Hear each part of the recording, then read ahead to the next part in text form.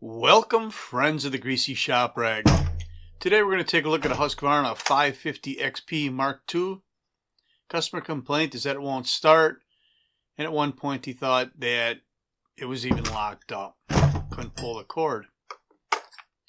So we're going to dig into this a little bit and see what we got going on. This is a pretty new saw. So there's the potential for a warranty claim situation here.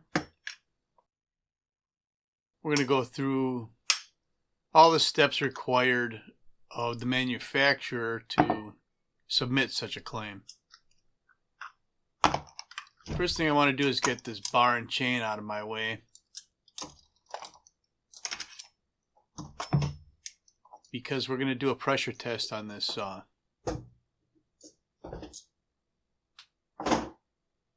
We got a box here for some of our parts. Try and keep the workbench a little bit clean. So I don't feel any play in that bearing. But you know, that doesn't really mean anything. Bearings can wear, but cages can break. The balls can move around inside those cages, and sometimes they bind, sometimes they're sloppy, and sometimes they feel normal. You pretty much got to take a look at them before you know if the bearing is bad. Here's a gray spark plug that is kind of typical of an auto-tune chainsaw that runs right on the edge of being lean. We're going to look inside the cylinder, and we don't find any evidence of scoring. It's clean and shiny in there. Let's check the compression on this thing.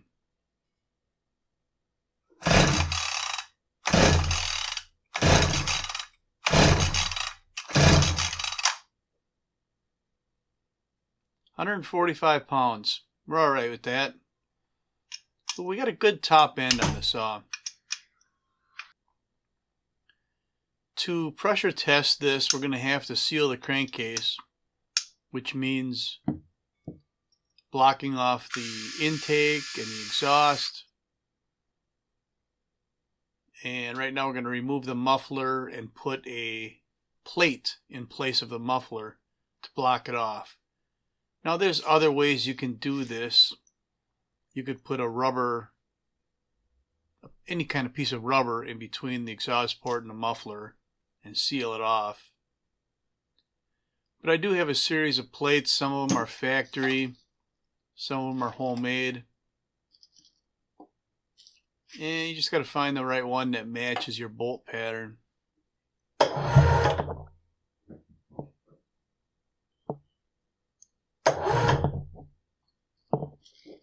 That was a pretty good shot of the my bench. It goes up and down. It's on a winch cable. So I could lower it all the way to the floor and roll something heavy onto there and bring it up to working height.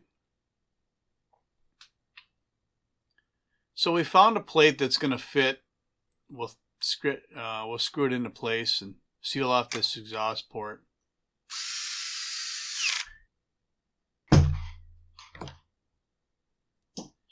Now the other end. We're going to have to pull the carburetor off. Here's our adapter that goes in a spark plug hole. This is where we're going to pump air in to pressurize the crankcase. I just happen to remember that there's still fuel in the tank, so I'm going to drain that out now.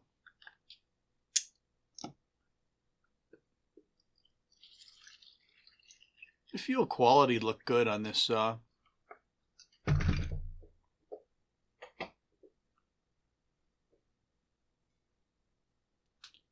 So at this point, I pretty much already know what I'm going to find. I know what the problem is here. And I've showed you enough clues that if you've done this before, you know what the problem is too. If you don't know what the problem is, follow along. We'll show you. So pressure testing the fuel line here. And I'll give you a little hint that I just did it. I didn't need to do it. It would never come up in a conversation with Husky Tech if I pressurized the fuel line based on what I'm going to find here in the end. So let's get this carburetor off.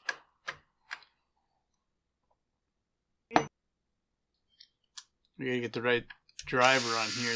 The Mark IIs have a 20 or a T20 screw head on the carburetor. I think the other ones were a T25. Might have even been 4mm. I don't remember now. So there's a little rubber saddle that air filter holder sits in.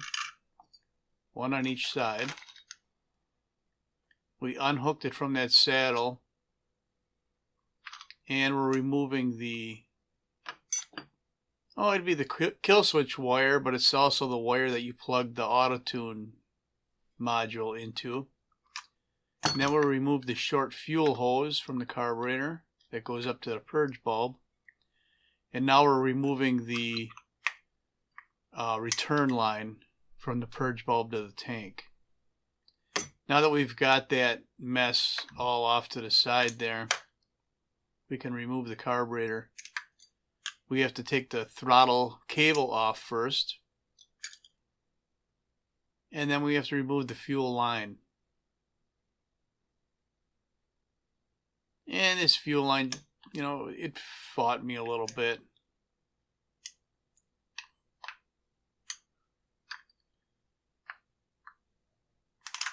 But it's going to lose. We'll get it. Now I can swing the carburetor over to the side like this, or I could unplug the wire on that white plug, which comes from the ignition module. Alright, we got to plug this end up. We got 3 holes. These plugs are official Husqvarna adapters. You can see I got 2 different sizes there. That smaller size is for the 550s, 545s. The bigger size does the 562s and the 572s. To hold the plugs in place, we're going to need this plate. And that plate doubles as the block-off plate for the big hole, the main hole on the carburetor. So I've gotten in the habit of putting a little bit of grease on these just to help seal them.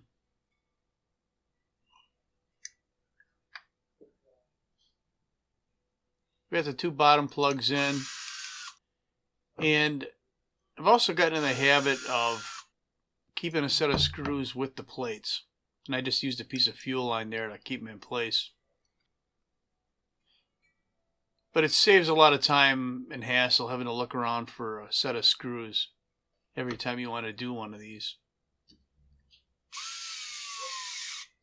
Now don't get carried away cranking these things down. Just get it snug. Doing it by hand would probably be a better idea. So intake and exhaust are both plugged up. We've got our adapter in the spark plug hole.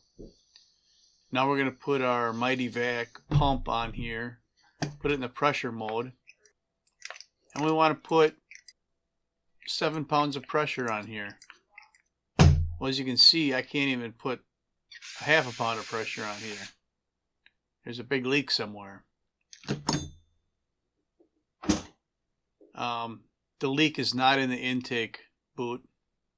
I edited that right out. I squirted some soap. You can see I got a bottle of soap on the bench there.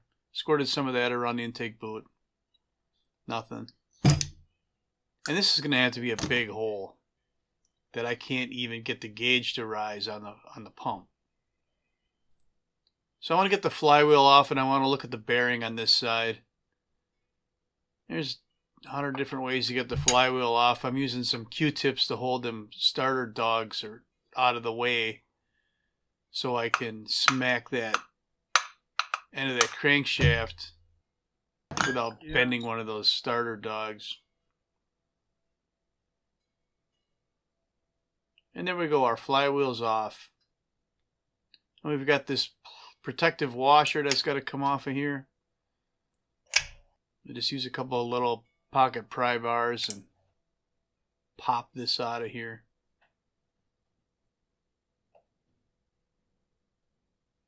Oh, it's going to pop.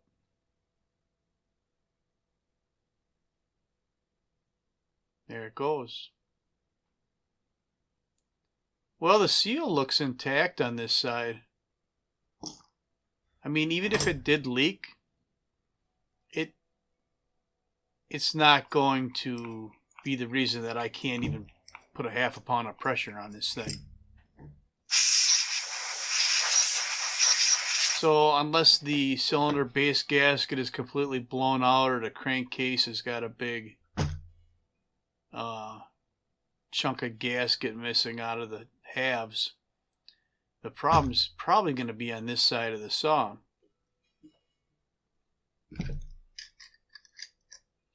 So we're going to put our clutch adapter on, and you'll see that I put my finger over the end of the adapter in the spark plug hole.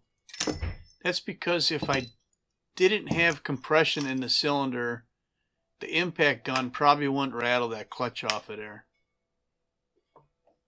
So just by putting my finger over the end, you know, we got our natural 145 pounds of compression that the gun is banging against. And it worked. So because we want to pull the oil pump off of this side, we're going to have to get the oil out. Well, we don't have to. We could make a big mess. But we're going to dump the oil out. Yeah. Beer. Any flavor. I don't care if it's skunky, old style. Old Milwaukee, Blatt, Schlitz. No, you don't want Black Label. See, you just said that word, old style, and I got an instant headache. All right.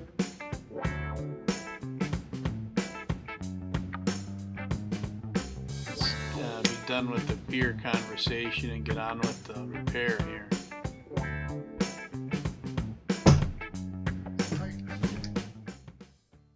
Okay, we got our worm gear. And we can leave that in place. It'll come off with the oil pump. But we do have the chain guide plate that's got to come out of the way. And again, all that money invested in tools, and I'm using a damn scrunch to turn this screw out.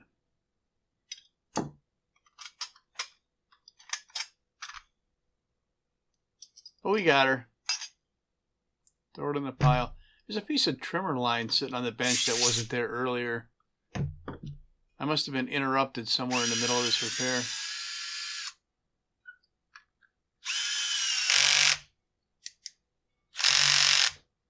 So there's Loctite on these bolts. That's why they're coming out hard.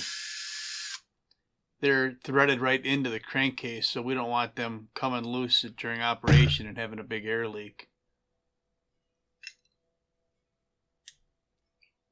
So there's really nothing holding the pump on now. That's everything. The intake and output hoses of the pump. Worm gear, whole works. But let's take a look at this bearing. Well, there's your problem right there. The seal is completely gone. The cage is busted up and most of it is gone.